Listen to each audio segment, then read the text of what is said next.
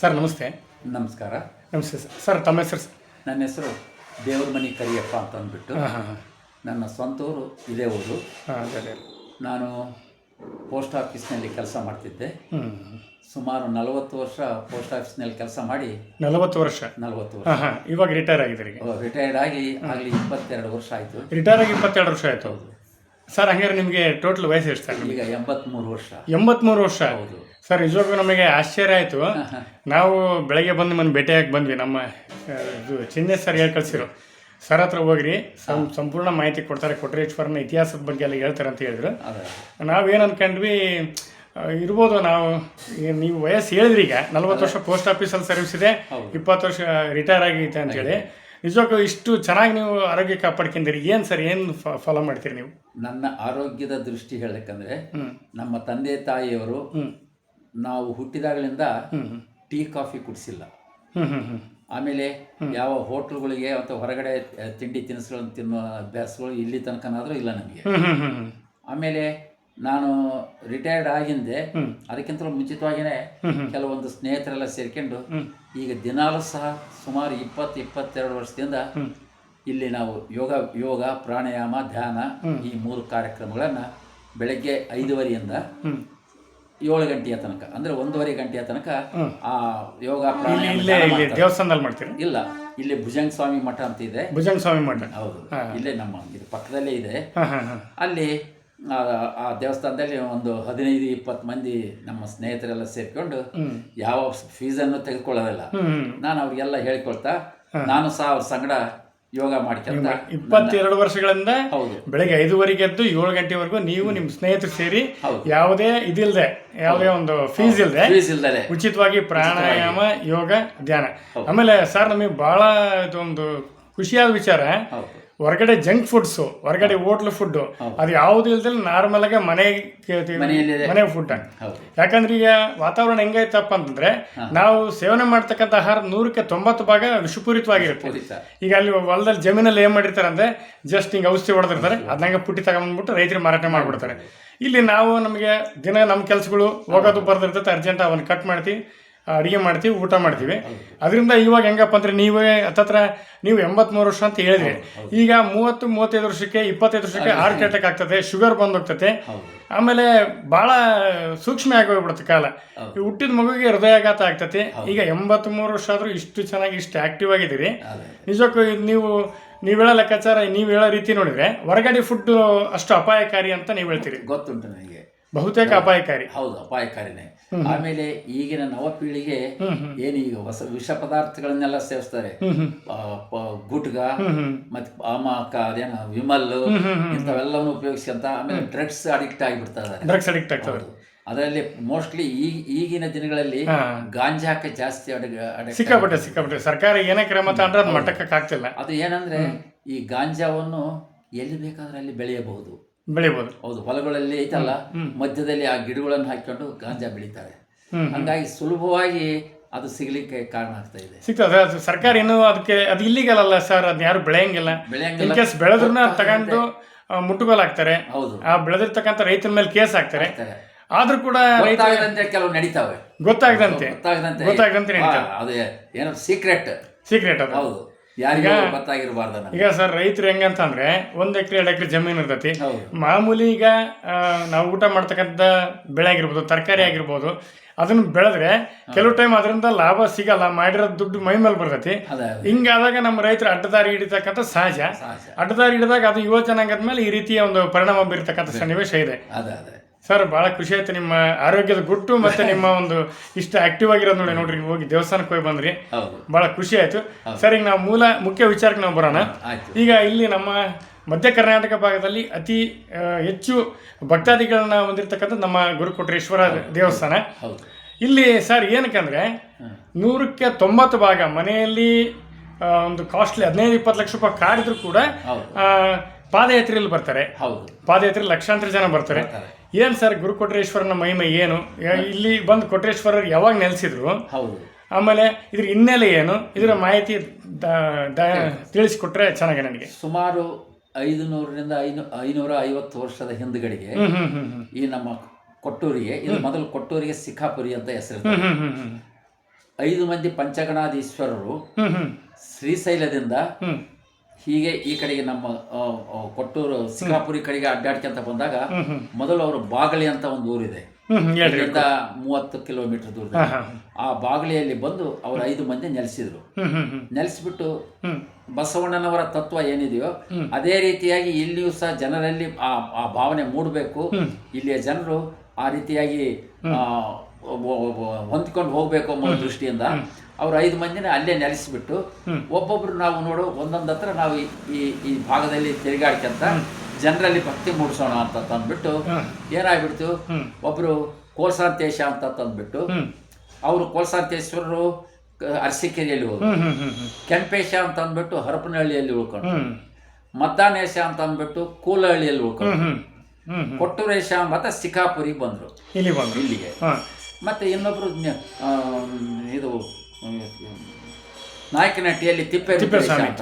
ಇವರು 5 ಮಂದಿನೂ ಸಹ ಒಂದೊಂದು ಜಾಗದಲ್ಲಿ ಈ ಭಾಗದಲ್ಲಿ ಅವರು ನೆಲೆಸಿಬಿಟ್ಟು ಈಗ ಲೋಕ ಕಲ್ಯಾಣಾರ್ಥವಾಗಿ ಇವರು 5 ಜನ ಶ್ರೀಶೈಲ ಮೂಲದಿಂದ ಬಂದುಬಿಟ್ಟು ಏನಾಯ್ತು, ಇಲ್ಲಿ ಕೊಟ್ಟೂರೇಶ್ವರ ಬಂದಂತ ಸಮಯದಲ್ಲಿ ಒಬ್ಬ ಹುಚ್ಚನಾಗಿ ಮೊದಲು ಇಲ್ಲಿ ಕೊಟ್ಟೂರಿನಲ್ಲಿ ಹುಚ್ಚನೋಪಾದಿಯಲ್ಲಿ ಯಾರು ಜನರಿಗೆ ನೋಡಿದ್ರೆ ಏನೋ ಒಬ್ಬ ಹುಚ್ಚು ಬಂದ್ಬಿಟ್ಟಾನೆ ಅಂತ ತನ್ನ ಇದ ರೀತಿಯಲ್ಲಿ ಎಲ್ಲ ಹುಡುಗರನ್ನ ಸೇರ್ಕೊಂಡ್ಬಿಡೋದು, ಆ ಹುಡುಗರ ಹತ್ರ ಆಟ ಆಡಿದಂಗೆ ಮಾಡೋದು, ಕಲ್ಲು ಹೊಡಿಯೋದು ಇಂಥವೆಲ್ಲ ಮಾಡ್ಕೊಂತ ಇರ್ತಿದ್ದ.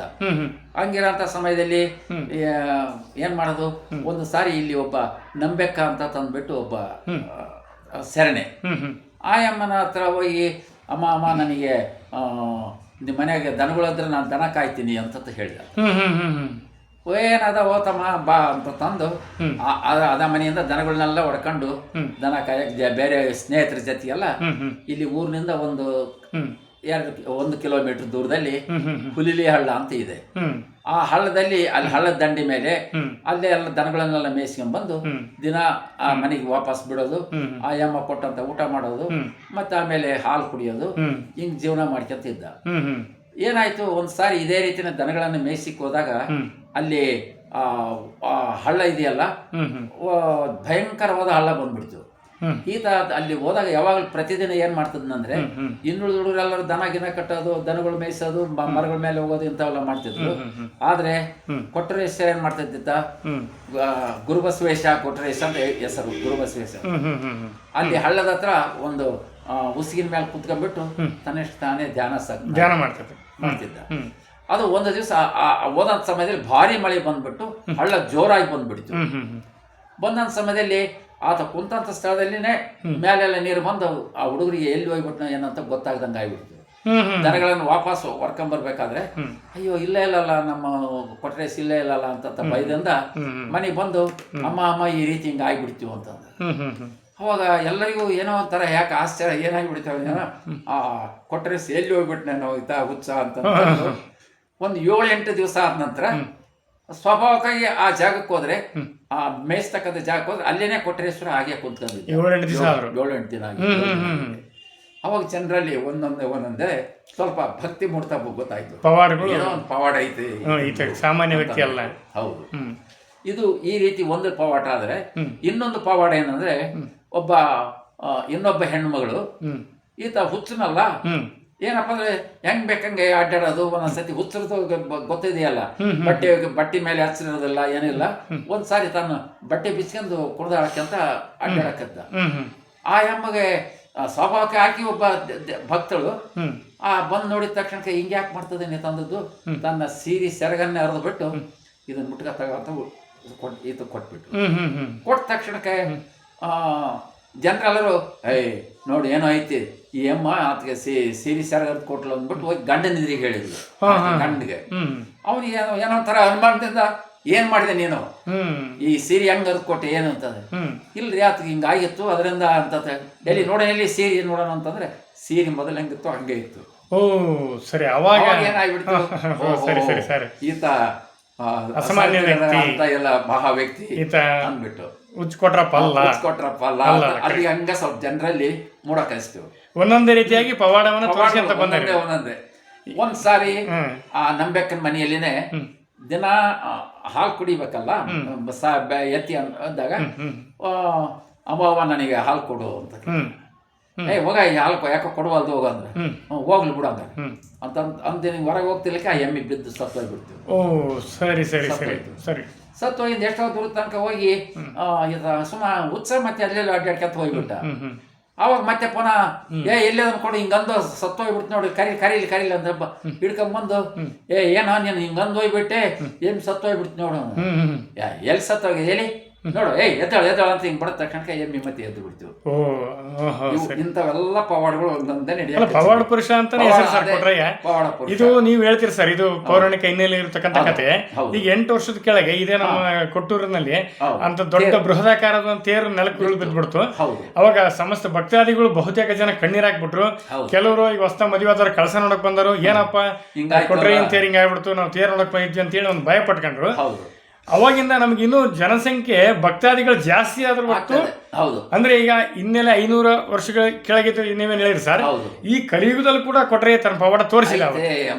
ಕೊಟ್ರೆ ಇದನ್ನೇ ಇದಕ್ಕೆ ಇದನ್ನ ನಾವೇನು ಅಲ್ಗಳಕ್ಕೆ ಸಾಧ್ಯನೇ ಇಲ್ಲ ಅನ್ನೋ ಒಂದು ಮಾತು ಹೇಳ್ತೀವಿ ಸರ್. ಈಗ ಅದು ಕೊಟ್ರೆ ತೇರ್ ಎಲ್ಲಿ ಬಿತ್ತಲ್ಲ ಅದು ಅದು ಈಗ 8 ವರ್ಷದಿಂದ ಬಿತ್ತು. ಹೌದು ಸರ್, ಹೌದು, ನಿಜ ನಿಜ. ಅದಕ್ಕಿಂತ ಮುಂಚಿತವಾಗಿನೇ ಆ ಕಡೆಯಿಂದ ಪಾದಗಟ್ಟೆ ಮುಟ್ಕೊಂಡು ವಾಪಸ್ ಬರುವಂತ ಸಮಯದಲ್ಲಿ ಆಗ ಸ್ವಾಭಾವಿಕ ಎಲೆಕ್ಟ್ರಿಕ್ ಕಂಬಗಳು ವೈರ್ ಈಗೀಗ ಅದನ್ನ ಕನೆಕ್ಷನ್ ಡಿಸ್ಕನೆಕ್ಟ್ ಮಾಡಿಬಿಡ್ತಾರೆ. ಆಗ ಸೀದಾ ಬಂದದ್ದು ಅದು ಎಳ್ಕಂತ ಬರೋಂಥ ಸಮಯದಲ್ಲಿ ಆ ಕಂಬದ ಹತ್ರ ಹೋಗಿದ್ದು ಬಡದು ಬಿಡ್ತು, ಶಾರ್ಟ್ ಸರ್ಕ್ಯೂಟ್ ಆಗಿ ಬೆಂಕಿ ಹಚ್ಚಿಬಿಡ್ತು. ಇದನ್ನೆಲ್ಲ ನಾವು ನೋಡಿದಂತ ಹತ್ತಿದ ತಕ್ಷಣಕ್ಕೆ ಅಯ್ಯೋ ತೆರಿ ಬೆಂಕಿ ಆಗತ್ತೆ, ತೇರನ್ನ ಬಟ್ಟೆಯಿಂದ ಕಟ್ಟಿರ್ತಾರಲ್ಲ ಹಂಗ ಒಂದೊಂದೊಂದೊಂದು ಸುಡಾಕ್ ಹಚ್ಚಿಬಿಡ್ತು.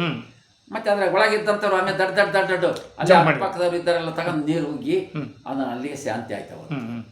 ಅದು ಸ್ವಾಭಾವಿಕವಾಗಿ ತೇರನ್ನು ಎಳ್ಕೊಂಬಂದ್ರು, ಮತ್ತೆ ಅದು ಜಾಗದಲ್ಲಿ ನಿಲ್ಲಿಸಿದ್ರು. ಇದು ಈಗ 8 ವರ್ಷದಿಂದ ಬಿದ್ದಂಥದ್ದು ಪವಾಡ. ಇದು 8 ವರ್ಷದಿಂದ ಏನ್ರಿ ದೊಡ್ಡ ಅನಾಹುತ. ನಾನು ಹಿಂದೆ ಕೂಡ ಇಲ್ಲಿ ತೇರ್ಗಟ್ಟಿದ್ದಾಗ ಅಲ್ಲಿ ಜನಗಳ ಹತ್ರನೂ ಮಾತಾಡಿದೆ, ಆಮೇಲೆ ಧರ್ಮಕರ್ತರ ಹತ್ರ ಮಾತಾಡಿದೆ. ನಿಜವಾಗಿಯೂ ಸರ್ ಏನಂದ್ರೆ ಮಾಧ್ಯಮಗಳಲ್ಲಿ ಏನಂತ ಬಂತು ಫಸ್ಟ್, ನಾವು ನಮ್ಮ ಬ್ರದರ್ ಇಲ್ಲೇ ಸರ್ ಕನ್ನಗಲ ಮದುವೆ ಆಗಿರೋದು, ನಮ್ಮ ಮಾವನ ಮಗಳು ಇಲ್ಲೇ ಕೊಟ್ಟಿರೋದು, ಇಲ್ಲೆಲ್ಲ ಸರೌಂಡಿಂಗ್ ನಲ್ಲಿ ಮನೆ ಇದೆ, ನಮ್ಗೆ ಗೊತ್ತಿಲ್ಲ, ನಾವು ಹೋಗೋದು ಇಲ್ಲ ಅಲ್ಲಿ. ನಮ್ಗೆ ಏನಂತ ಮಾಹಿತಿ ಬಂತು ಅಂತ ಅಂದ್ರೆ ಕೊಟ್ರೇಶ್ವರ ಅಂತ ಬಿದ್ದು ಬಿಟ್ಟಿದೆ, 60ರಿಂದ 70 ಜನ ಸ್ಥಳದಲ್ಲೇ ಸ್ಪಾಟ್ ಔಟ್ ಆಗಿದ್ದಾರೆ, ಬಹಳ ತೊಂದರೆ ಆಗಿದೆ ಅಂತ ಹೇಳಿ ಮಾಧ್ಯಮದವ್ರು ತೋರಿಸಿದ್ರು. 1 ಗಂಟೆ ಆದ್ಮೇಲೆ ಇಲ್ಲ ಒಂದು 7-8 ಜನಕ್ಕೆ ಒಂದು 15-20 ಜನಕ್ಕೆ ಪೆಟ್ಟಾಗೈತೆ ಅಂತ ಬಂತು. ಇನ್ನೂ ಒಂದು ಸ್ವಲ್ಪ ರಾತ್ರಿ 7-8 ಗಂಟೆ ನ್ಯೂಸ್ ಒಳಗೆ ಯಾರಿಗೂ ಏನಾಗಿಲ್ಲ. ನಾವು ನಿಜಕ್ಕೂ ಸಾರಿ ಆಶ್ಚರ್ಯ, ಸಣ್ಣ ಒಂದು ಪುಟ್ಟು ಬೈಕಲ್ಲಿ ಬಿದ್ದರೆ ಅಥವಾ ನಡ್ಕೊಂಡು ಹೋಗಿ ಬಿದ್ದರೆ ಕೈ ಕಾಲು ಕೆತ್ತವೆ, ಯಾರಿಗೂ ಎಳ್ಳಷ್ಟು ತೊಂದರೆ ಆಗಿದ್ದ ರೀತಿಯಲ್ಲಿ ಮತ್ತೊಮ್ಮೆ ಕೊಟ್ರೇಶ್ವರ ತನ್ನ ಪವಾಡನ ಸಾಬೀತುಪಡಿಸಿದೆ. ಸರಿ, ಈಗ ಆಯ್ತು ಸರ್, ಹುಚ್ಕೊಟ್ರೆಯ ಪವಾಡಗಳನ್ನೆಲ್ಲ ಮಾಡ್ಕೊಂತ ಬಂದ. ಇಲ್ಲಿ ಯಾವ ಟೈಮಲ್ಲಿ ಇದನ್ನ ಯಾರು ನಿರ್ಮಿಸಿದ್ರು ದೇವಸ್ಥಾನನ, ಇದ್ರ ಹಿನ್ನೆಲೆ ಏನಂತ ನಮ್ಮ ಮಾಹಿತಿ ಬೇಕಲ್ಲ ಸರ್?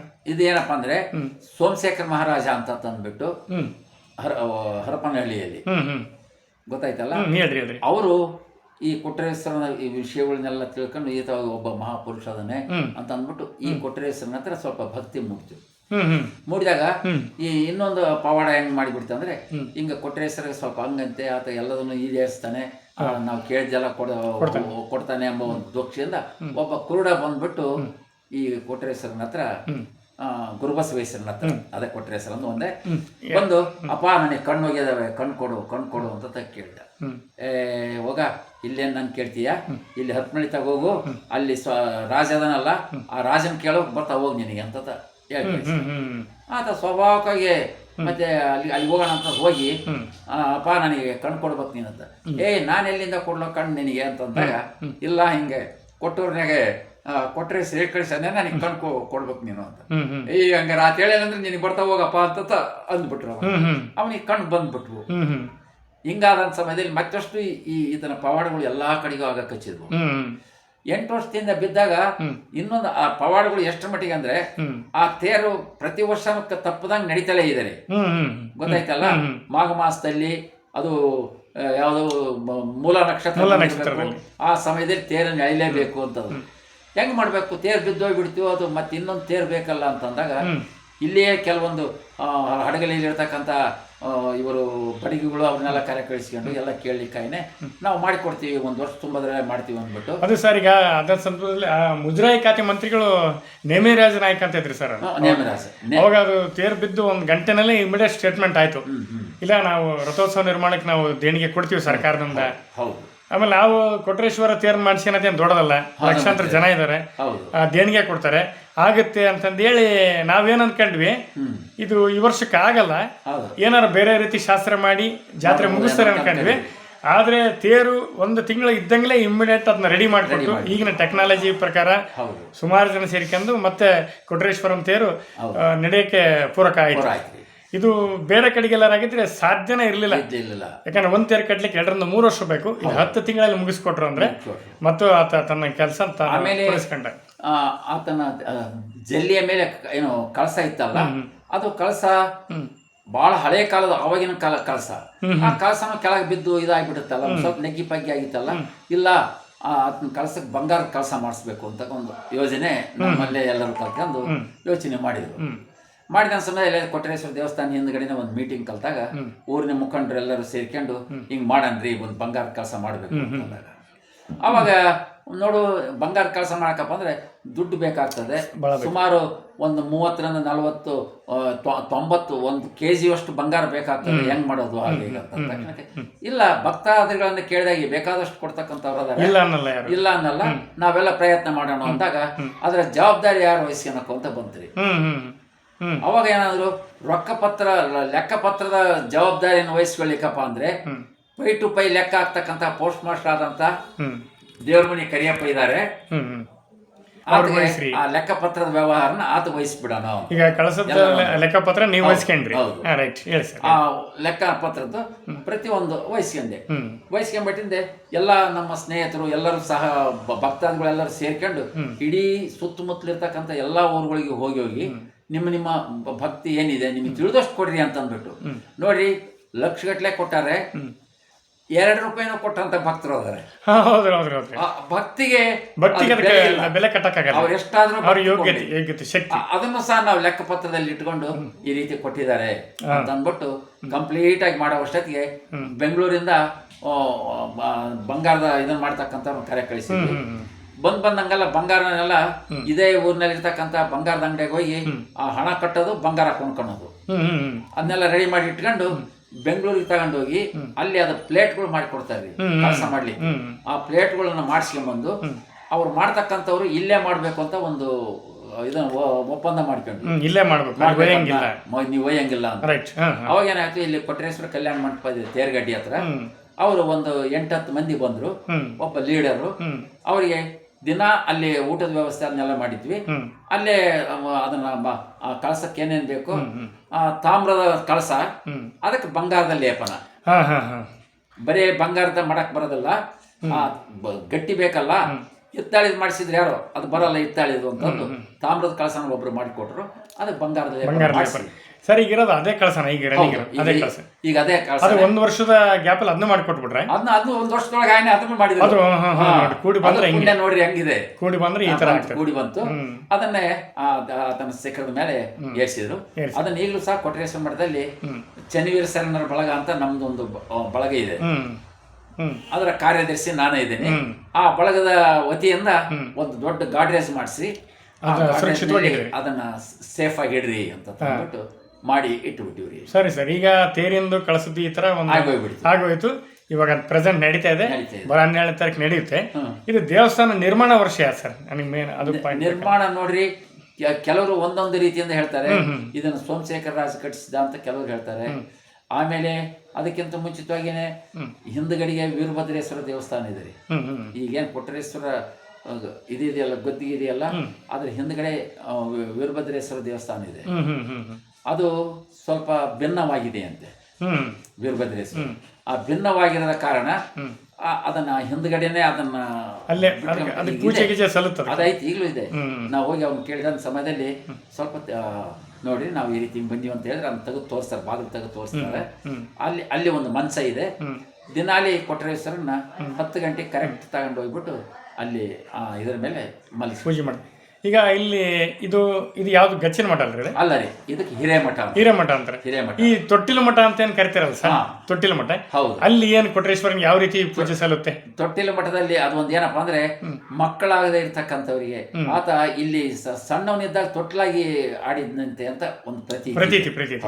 ಅದು ಕೂಡ ಆ ಕಾಲದಲ್ಲಿ ನಿರ್ಮಾಣ ಆಗಿದೆ. ಅದು ಅವಾಗ್ಲೇನೆ ಆ ತೊಟ್ಟಿಲ ಮಠದಲ್ಲಿ ಈಗಲೂ ಸಹ ಏನಪ್ಪಾ ಅಂದ್ರೆ ಮಕ್ಕಳು ಆಗದಂತವ್ರು, ಸ್ವಲ್ಪ ಲೇಟ್ ಆಗಿ ಆದಂತವ್ರು ಬಂದು ಆತನಲ್ಲಿ ಅಲ್ಲಿ ಬೇಡ್ಕೊಂಡ್ರೆ ತೊಟ್ಟಲು ಇದೆ, ಆ ಆಡಿದಂತ ತೊಟ್ಲು ಅಂತ, ಆ ತೊಟ್ಲಲ್ಲಿ ಪೂಜೆ ಗೀಜೆ ಮಾಡಿ ಅವರ ನಮ್ಮ ಭಕ್ತಿಯನ್ನು ಈಡೇರಿಸಪ್ಪ ಅಂತ ಕೇಳ್ಕೊಂಡು ಹೋದ್ರೆ ಅವ್ರಿಗೆ ಸ್ವಾಭಾವಿಕ ಮಕ್ಕಳಾಗಿ ಅವೆಲ್ಲ ಆತನ ಪವಾಡಗಳು ಆ ರೀತಿ ಇದಾವೆ. ಪವಾಡಗಳಿಗೆ ಏನು ಕೊರತೆ ಇಲ್ಲ ಬಿಡಿ ಕೊಟ್ರೇಶ್ವರ.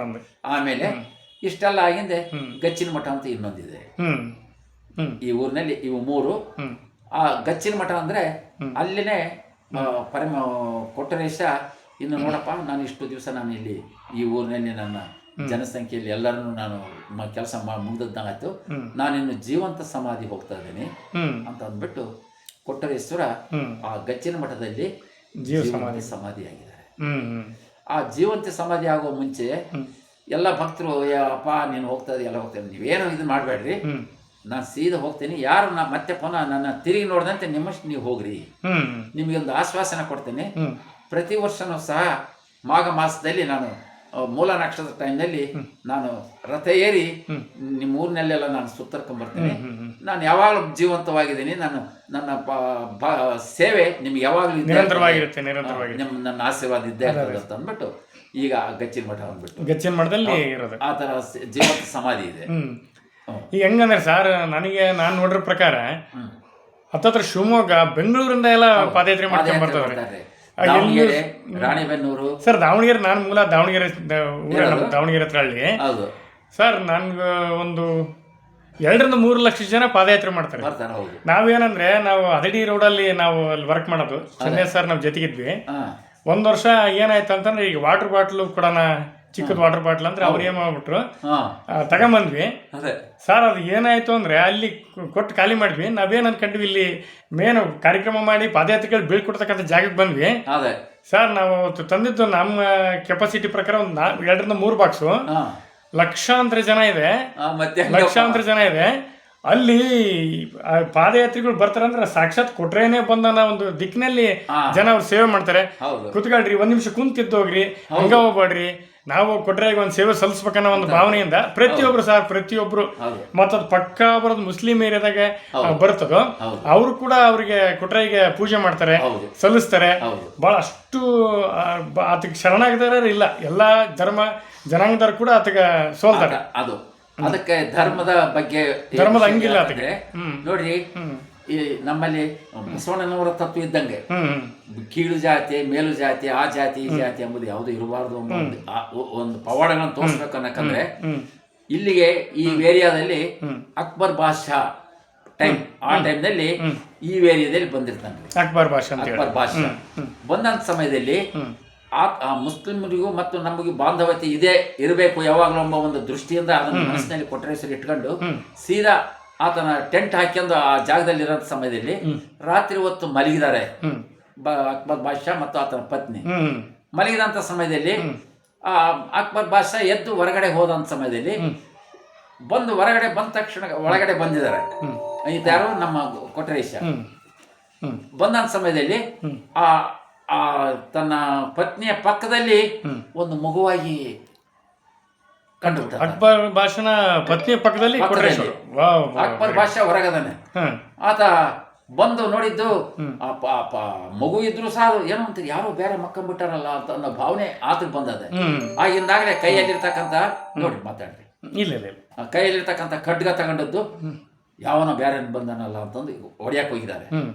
ಹೋದ ತಕ್ಷಣಕ್ಕೆ ಸಡನ್ ಆಗಿ ನಮ್ಮ ಕೊಟ್ರೇಶ್ವರ ಪ್ರತ್ಯಕ್ಷ ಆಗ್ಬಿಟ್ಟು, ಇಲ್ಲಪ್ಪ ಏನು ಇದು ಮಾಡಬೇಡ, ಏನು ನಿನ್ನ ಒಳ್ಳೆಯದಕ್ಕೋಸ್ಕರ ನಾನು ಇಲ್ಲಿ ಬಂದಿದ್ದೀನಿ ಅಂತ ಹೇಳಿಬಿಟ್ಟು ಆ ಒಂದು ಇದು ನೆನಪಿಗೋಸ್ಕರ ನಾನು ಕೊಟ್ರೇಶ್ವರ ಅಲ್ಲಿ ಅದ್ರ ಮೇಲೆ ಮಲಗಿದಕ್ಕೋಸ್ಕರನೇ ಒಂದು ಮಣಿಮಂಚ ಅಂತ ಇದೆ. ಆ ಮಣಿಮಂಚ ಗಚ್ಚಿನ ಮಠದಲ್ಲಿ ಈಗಲೂ ಮಠದಲ್ಲಿ ಇದೆ ನೋಡ್ರಿ. ಎಲ್ಲರಿಗೂ ಕೊಟ್ರೇಶ್ವರ ಅಲ್ಲಿ ಮುಸಲ್ಮಾನರು ಹಿಂದೂಗಳು ಒಂದು ಭೇದ ಭಾವ ಬರಬಾರದು ಆ ಭಾವನೆಯಿಂದ. ಆಮೇಲೆ ಆ ಏನ್ ಖಡ್ಗ ಐತಿದ್ನಲ್ಲ ಆ ಖಡ್ಗನ ಈ ಹಿರೇಮಠದಲ್ಲಿ ಐತ್ರಿ, ಈಗಲೂ ಇದೆ. ಹೌದು, ಆ ಖಡ್ಗವನ್ನ ಯಾವಾಗ ಉಪಯೋಗಿಸ್ತಾರೆ, ಯಾವಾಗಲೂ ಇದು ನನಗೆ ರಕ್ಷೆಯಾಗಿರ್ತದೆ ಅಂತ ಕೊಟ್ಟದಕ್ಕೋಸ್ಕರ ಆ ಖಡ್ಗ ಇದೆಯಲ್ಲ, ತೇರು ಹೊಂಡಬೇಕಾದ್ರೆ ಸ್ವಾಮಿ ಹೊರಗಡೆ ಕಾರ್ತಿಕ್ ಮಾಸದಲ್ಲಿ ಎಲ್ಲಾ ಮಠಗಳಿಗೆ ಹೋಗಿ ಬರ್ತದಲ್ಲ, ಆ ಸಮಯದಲ್ಲಿ ಅದನ್ನ ಪಕ್ಕದಲ್ಲೇ ಇಟ್ಕೊಂಡು ಈ ಊರಿನ ಮುಖಂಡರು, ಮೊದಲು ಗೌಡ್ರು ಅಂತರಿದ್ರು, ಅದು ಬರ್ತಾ ಅವ್ರವರಲ್ಲೇ ಜಗಳ ಬಂದಿದ್ರಿಂದ ಅದು ನಿಮ್ ಗೌಡ್ರ ತಗೋಬೇಡ, ಯಾರು ತಗೋಬೇಡ, ಅದನ್ನ ಪಕ್ಕದಾಗ ನಾವು ಇಡ್ತೀವಿ ಒಂದು ಪೂಜಾರಿಗಳು ಅದನ್ನ ಅದನ್ನ ಮಾಡ್ತಾರೆ. ಅದು ಖಡ್ಗ, ಅದು ಇದರದಾಯ್ತು. ಇನ್ನು ಅದಕ್ಕಿಂತಲೂ ಇದಪ್ಪ ಅಂದ್ರೆ ಈಗಲೂ ಸಹ ಇನ್ನೂ ಇದೆ. ಹರಿಜನರು, ಬೇರೆ ಜಾತಿಯವರು ಅಂದ್ರೆ ಸ್ವಲ್ಪ ಏನೋ ನಮ್ಮಲ್ಲಿ ಭೇದ ಭಾವ ಬರ್ತಲ್ಲ, ಅದು ಬರಬಾರ್ದು ಅನ್ನೋ ಉದ್ದೇಶಕ್ಕೆ ಕೊಟ್ರೇಶ್ವರ ಆತ ಈ ಊರಿನಲ್ಲಿ ಎಲ್ಲ ಕಡೆಗೆ ಇತ್ಕಂತ, ಅಥವಾ ಅಲ್ಲಿ ಮೂರ್ಕಲ್ ಮಠ ಅಂತ ಇದೆ, ಅಲ್ಲಿ ಕುಂದಿರೋದು, ಮತ್ತೆ ಇಲ್ಲಿ ಊರು ದ್ವಾರ ಬಾಗಿಲಿದೆಯಲ್ಲ, ಅಲ್ಲಿ ಒಂದು ಮಳೆ ಮಲ್ಲೇಶ್ವರ ದೇವಸ್ಥಾನ ಅಂತ ಇದೆ.